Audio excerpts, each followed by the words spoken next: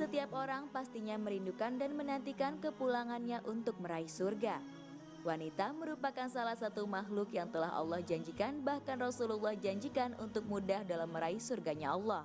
Salah satu kunci surga bagi wanita adalah kesetiaan. Tapi apakah benar Allah telah menyiapkan pahala khusus yang begitu besar dibandingkan laki-laki? Ketika wanita mampu mendidik bahkan merawat anak-anaknya tanpa bantuan orang lain atau menjadi seorang single parent, dan apa yang mampu membuat wanita melewati ujian berat walaupun dia hanya menjadi seorang single parent?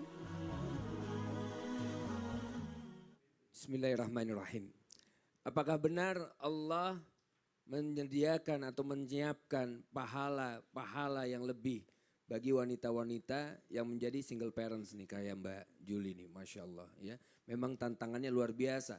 Oleh karena itu dalam hadis riwayat Muslim diriwayatkan oleh Abu Hurairah radhiyallahu anhu bahwa apabila ada seseorang mempunyai 4 dinar, yang mana dinar yang pertama diberikan untuk jalan Allah Subhanahu wa taala. Kemudian dinar yang kedua diberikan kepada fakir miskin. Dinar yang ketiga diberikan untuk membebaskan budak. Dan dinar yang keempat dia berikan untuk menafkahi keluarganya. Maka afdaluha, yang paling afdal di antara itu dinar yang diberikan untuk keluarganya. Ini dia. Maka pahala yang menunggu, yang menanti bagi wanita-wanita yang membesarkan anaknya sendiri, mengurus dengan baik. Yang pertama adalah pahala memberikan penghidupan. Ini hadisnya sudah kami sampaikan tadi. Yang kedua, pahala yang akan didapatkan oleh wanita yang menghidupi anaknya sendiri. Yang kedua adalah pahala bekerja keras. Sebagaimana suatu hadis yang diriwayatkan dalam Sahih Al-Bukhari dari Sa'ad bin Abi Waqqas. Bahwa apabila ada seseorang yang menginfakkan hartanya semata-mata hanya untuk dapat melihat wajah Allah kelak, maka Allah akan ganjar dengan pahala yang luar biasa. Ini dia ya. Jadi buat ibu-ibu nih yang kerja keras sendiri karena sudah ditinggal suaminya, maka perhatikan. Allah menjanjikan pahala yang luar biasa ya. Dan juga apabila seorang ibu ditinggal suaminya mau menikah lagi, ya silakan juga. Seperti bunda kita tadi, ya kan? Tapi terbayang-bayang nanti ketemu sama yang pertama apa yang kedua. Pas dipikir-pikir, aduh udah nikah lagi sekarang gantengan yang pertama kayaknya. Nyesel kemudian, begitu ya. Ini yang kedua. Yang ketiga, ada juga kemudian pahala yang disiapkan oleh Allah Subhanahu wa taala, itu adalah pahala menyayangi.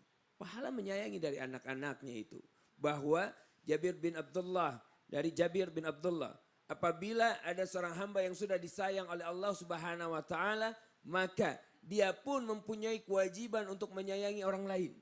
Bukankah Allah sudah begitu sayangnya kepada kita? Semua Allah berikan. Apa yang Allah tidak berikan? Dari ujung rambut sampai ujung kaki. Permasalahannya terkadang kita ini kurang bersyukur. Ya, dikasih 1 minta 2, dikasih 2 minta 3, 3 4, 4 5 nggak boleh 5.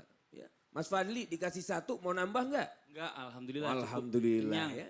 Masya Allah. Tadi Ustadz Bendri juga gitu. Pas pertanyaannya dari sebelah kiri jawabnya senyum. Pertanyaan dari sebelah kanan nggak ada senyumnya. Masya Allah. Itu lagi tafakur berpikir. Oh lagi tafakur. Iya, gitu. Iya. Wah saya berarti sudah seuzon Ustaz. Masya Allah. Ya pada saat kita menyayangi orang lain, maka kata Rasulullah SAW, sayangilah orang-orang di sekitar dulu. Ya, terutama anak-anak. Kalau pasangan sudah tidak ada, curahkan kepada anak-anaknya. Kenapa? Karena anak-anak ini adalah bayangan dari orang tuanya. Orang tuanya benda, anak-anak adalah bayangannya. Bayangan tidak akan mungkin menyelisihi bendanya. Tadi Ustadz Bendi sudah sampaikan.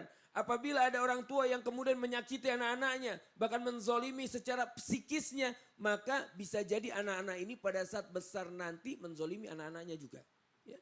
Pada saat orang tuanya berkata-kata kasar. Tidak pernah sayang. Maka bisa jadi anak ini akan menjelma menjadi orang yang kasar.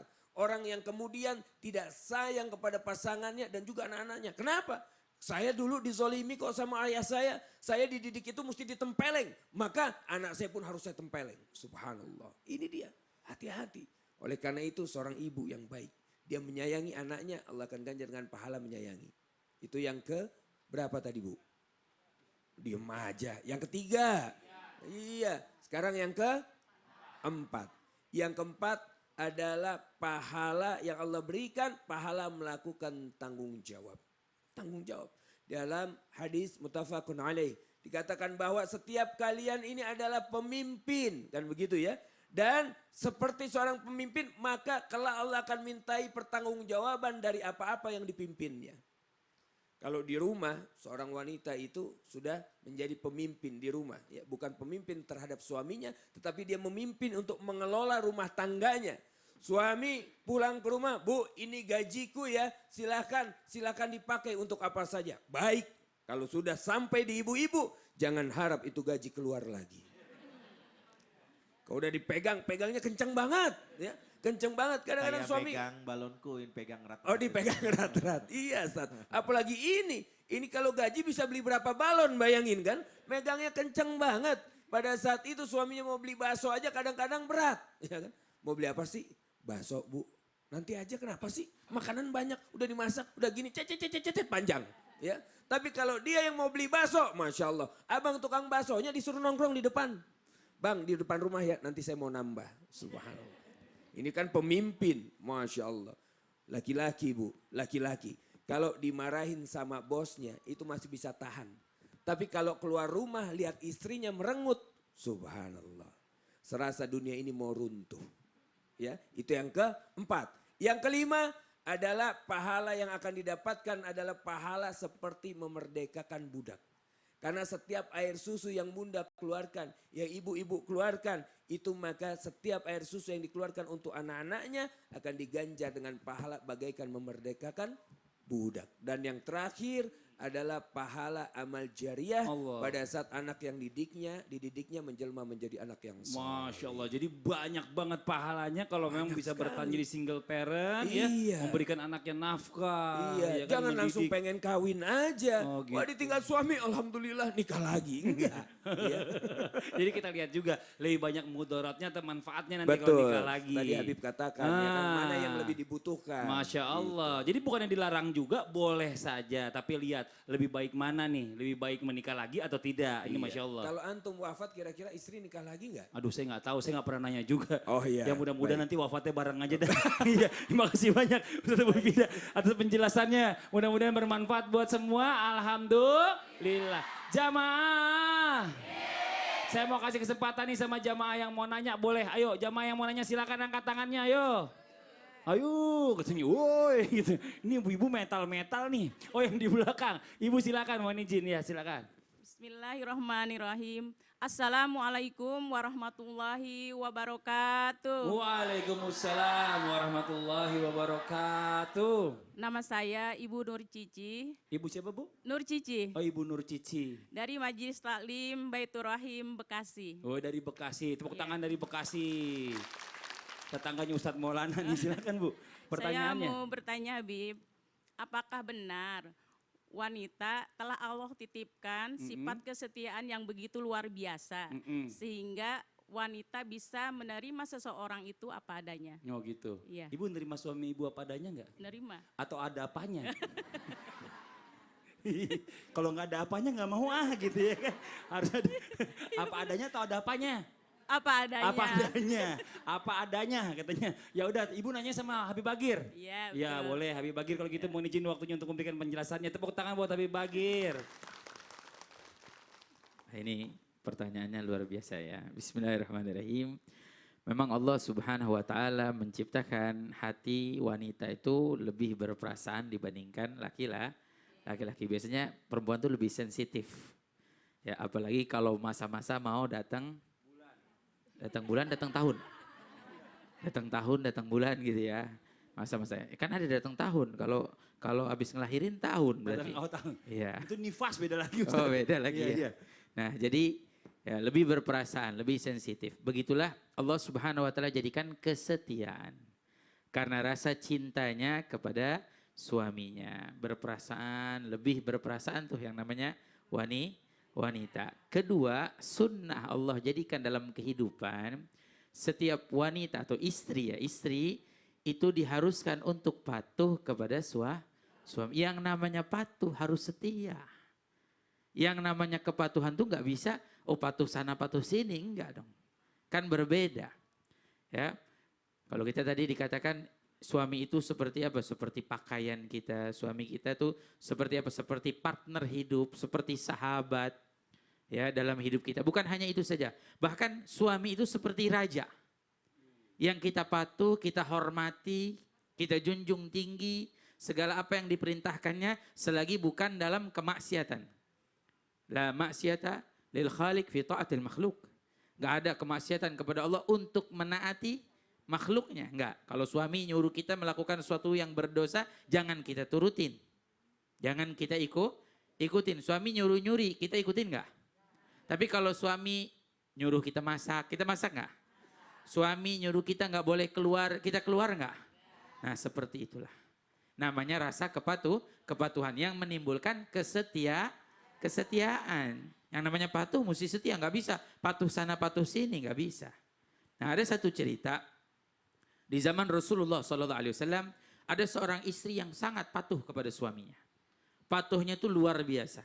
Sampai apa didapati suaminya ini ingin pergi berperang dan berpesan, jangan engkau keluar rumah sampai aku kembali dari peperangan. Jika kau memerlukan sesuatu nanti ada yang akan menyiapkannya untuk makan, untuk keperluan dan lain sebagainya. Sehingga apa? Didapati yang namanya istri kalau udah ikut sama suami sepenuhnya harus patuh, hormat, ikut sama suami, nggak bisa berubah. Bahkan nggak bisa kita yang namanya istri untuk taat sama orang tua kalau udah milik suaminya. Jadi kalau ditanya di mana jalan surganya istri, pasti pada suami. Beda kalau suami jalan surganya ada pada ibunya. Tapi yang namanya istri harus hormat. Walaupun orang tua suruh datang ke sini, tapi kalau suami bilang nggak boleh datang, jangan diikutin. Artinya jangan diikutin siapa? Jangan diikutin orang tuanya, suami yang nyuruh nih. Ini kunci surganya kita. Sebab apa? Ketika setiap orang tua sudah menikahkan anak putrinya kepada seorang laki-laki, udah miliknya dia, udah. Makanya biasanya ibu kalau habis nikahin anak nangis nggak kira-kira? Karena melepas. Kita sambil mengucap selamat jalan. Menempuh hidup yang baru. Dah ketaatan yang baru, kepatuhan yang baru. Kesetiaan yang baru. Bukan sama saya lagi nih kesetiaannya nih. Bukan sama orang tua lagi. Kesetiaannya sama suami. Dah selamat jalan. Nah makanya gak diikutin. Nah di saat itu seorang sahabat ini pergi berperang dan meninggalkan istrinya dan berpesan seperti itu. Kemudian apa didapati? Ternyata orang tua dari si wanita, si istri ini sakit. Sakit dan berpesan untuk memanggil putrinya datang. Datang ke rumahnya, menjenguk, menengoknya. Sehingga apa? Mengirim seseorang datang kepada si istri bilang, nih orang tua kita, saudaranya nih bilang, orang tua kita minta supaya engkau datang menengoknya, melihatnya. Orang tua ingin melihat. Dijawab, mohon maaf, sampaikan salam saya pada orang tua. Agar apa? Agar orang tua saya tahu bahwa saya ini tidak diizinkan keluar oleh suami saya. Jadi saya tidak berani keluar kecuali saya meminta izin terlebih dahulu. Zaman dulu belum ada WhatsApp. Belum ada apa namanya media sosial, belum ada telepon, belum ada. Kalau ada telepon kan kita telepon dulu. Nih orang tua sakit nih, boleh nggak kita ke sana? Kira-kira ke sana nggak? Iya, karena sudah Allah mudahkan. Kalau zaman dulu nggak ada, bingung. Mau WhatsApp suaminya lagi perang kan nggak mungkin gitu ya. Nggak ada WhatsAppnya ya Bu ya, betul nggak? Tuh. Akhirnya bilang, tolong sampaikan, minta maaf saya tidak bisa ke sana. Sampai menunggu suami saya pulang. Nih kesetiaannya nih. Kesetiaannya pada suaminya. Sehingga apa? Datang lagi kembali. Ini luar biasa, sakitnya semakin parah. Tetap si istri mengatakan, mohon maaf saya tidak bisa menjenguk. Saya tidak bisa keluar rumah tanpa izin suami saya. Nah, ini rasa kesetiaan yang luar biasa. Kepatuhan istri kepada suami. Sehingga apa? Akhirnya sampai orang tuanya meninggal dunia. Dan si istri ini tidak bisa melihatnya, hanya melihat dari atap rumah ketika jenazah orang tuanya diboyong diantarkan. Hanya melihat seperti itu, bersedih dan berdoa untuk orang tuanya. Selesai. Kisah ini disampaikan kepada Nabi Muhammad SAW. Karena mungkin sebagian orang bilang, wah ini gak mau nengokin orang tuanya, gak mau liatin. Sampai orang tuanya meninggal, gak mau ditengokin, gak mau diliatin. Sampai ke Rasulullah SAW, maka Rasulullah SAW menjawab dengan jawaban, kata Rasulullah SAW, ketahuilah bahwa sesungguhnya orang tuanya yang meninggal tersebut dosanya diampuni oleh Allah Subhanahu wa taala sebab anaknya yang patuh kepada suaminya. Jadi salah satu kesetiaan, rasa patuh, rasa hormat kepada suami menjadikan orang tua kita dosanya diampuni oleh Allah Subhanahu wa taala. Apa enggak indah tuh? Ya rasa hormat kita. Jadi jangan dikatakan kok lebih harus taat sama suami. Beda. Yang namanya istri harus patuh, hormat, taat kepada suami. Satu, kalau istri enak, yang patuh sama dia banyak, apalagi kalau anaknya banyak. Punya anak berapa? Mas Fadli anaknya berapa? 4. 4, berarti 4 yang patuh. Masya Allah. Sama istrinya Mas Fadli 4 yang patuh. Lah, kalau istri cuma 1 patuhnya ya. Ya, 4 yang patuh maksudnya anak. Anak Mas Fadli. Jangan salah paham nanti. Ya, seperti itulah gambarannya. Gimana rasa kesetiaan timbul dari rasa cinta, patuh dan hormat kepada suami. Mudah-mudahan kita punya istri, jadikan istri yang setia. Ibu-ibu jadi istri yang setia. Amin.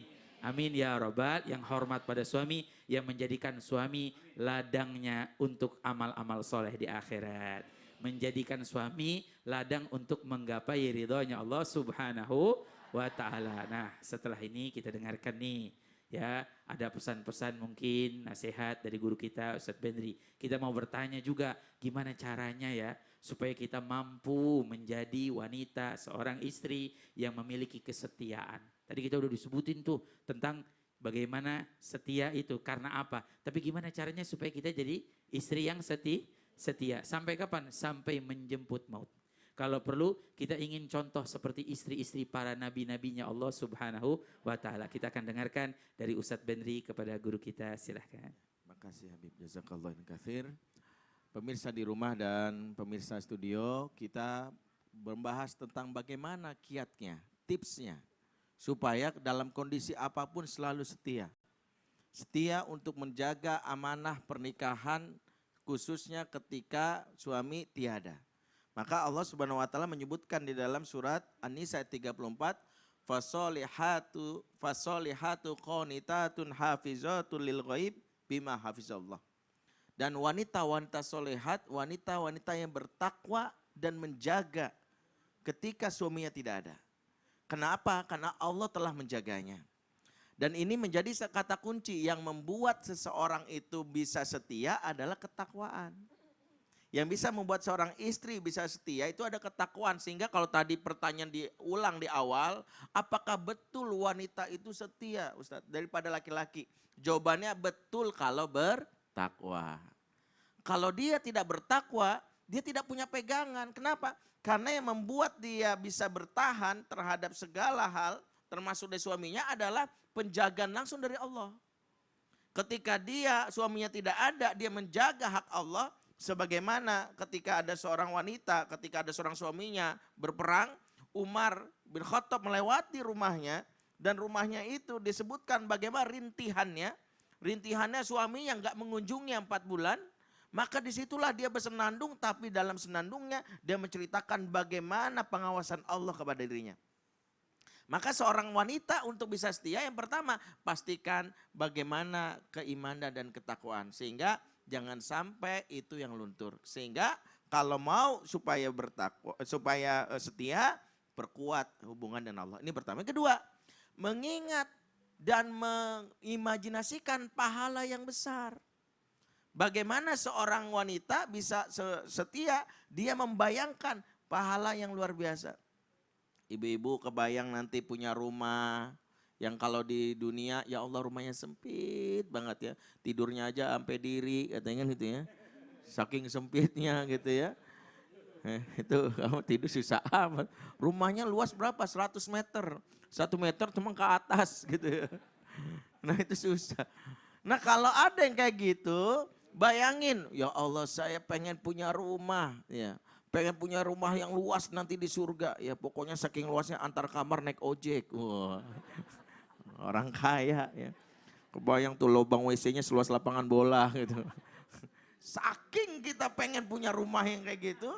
Ya. Kita pengen punya rumah kayak gitu. Punya taman-tamannya. Bisa main petak umpet ya.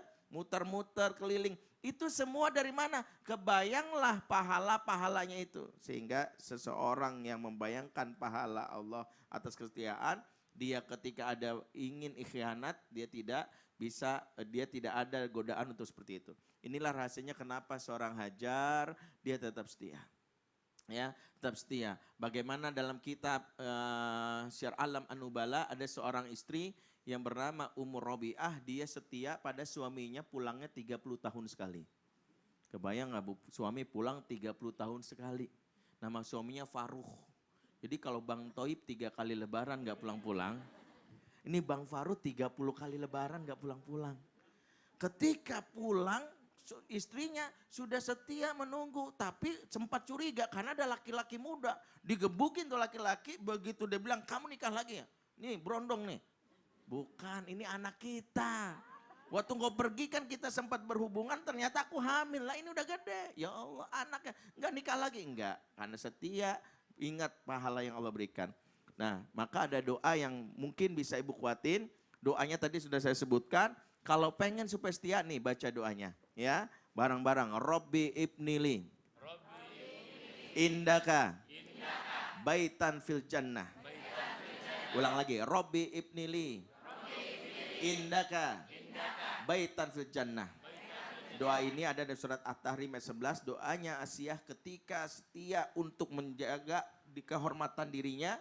Ketika suaminya betul-betul berkhianat. Tapi dia tetap setia untuk berusaha membimbing suaminya. Walaupun ujung-ujungnya dia tidak mendapatkan suaminya dalam kebaikan.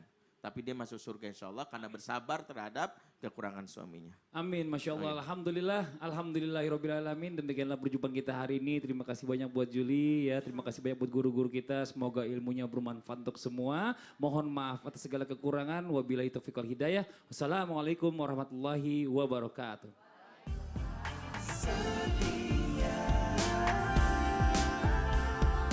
Gue deg-degan banget, ini baru pertama kali gue diarak-arak kayak gini. Apa jadinya jikalau para selebriti ditantang untuk menjalani kehidupan pernikahan? Tentu saya bahagia. Mereka harus menghadapi berbagai permasalahan, Oh gitu ngepel? mulai dari rumah tangga, keuangan, sampai dengan kesetiaan.